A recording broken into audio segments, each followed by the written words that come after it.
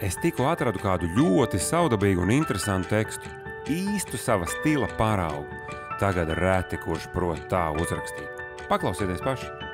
Speedway – ātrais ceļš ir tieši un visaptvarošs tulkojums. Citādi par šo motosportu veidu pateikt nevar.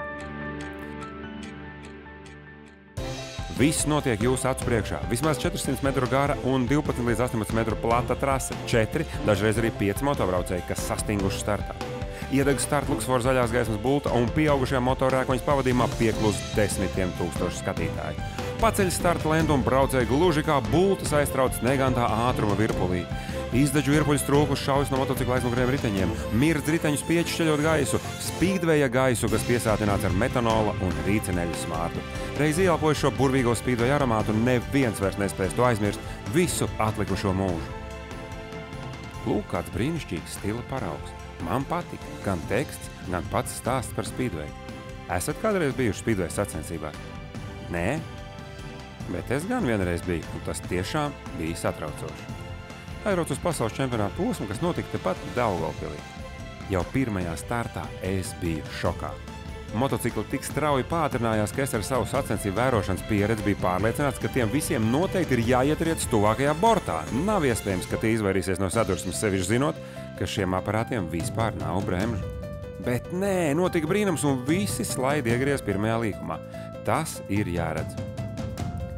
Daugavpils ir Speedway galvaspilsēta. Te iepriekšējā nedēļas nogalē notika Eiropas čempionāts Speedwayā, bet šogad mums priekšā vēl viens pasaules mēroga Speedway notikums, un tas neticamā kārtā būs Rīgā.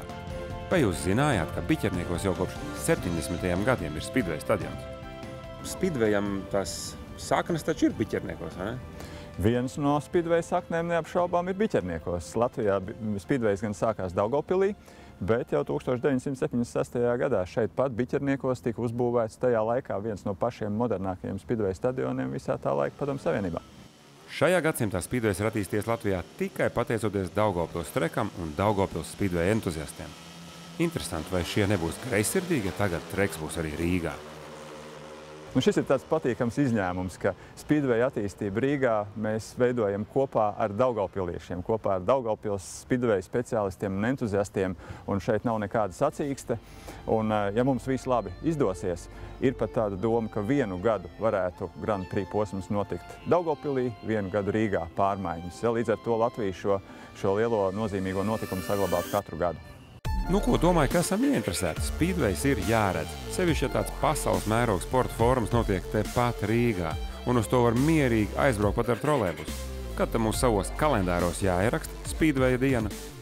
16. augusts, līdz tam ir jāizdara ļoti daudz darba, ir jāveic stadionu pilnu aprīkošanu, labiekārtošanu, lai skatītāji šeit varētu justies patiešām ērti, lai arī visus šos 160 valstu televīzijas ekrānos mēs izskatītos patiešām labi, cienījami, un lai šeit norisinātos laba un interesanta sacīkste. Ja jau viss šitā sariktēts vecajā vēsturiskajā Speedway stadionā, uz vecās Speedway āderes, būtu tā grēks pēc sacensībām to visu atkal aizmirst un atstāt. Varētu tā kaut kā izmantot. Mēs gribam trasi aprīkot tā, lai viņa nebūtu sagatavot tikai vienām sacensībām, vienam pasākumam kā tāds parauga demonstrējums.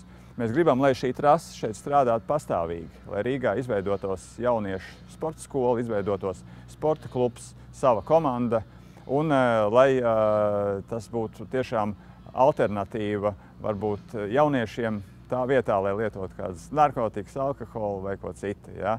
Jo tehniskie sporta veidi vienmēr jauniešus ir piesaistījuši un svarīgi tikai viņiem dot šo iespēju.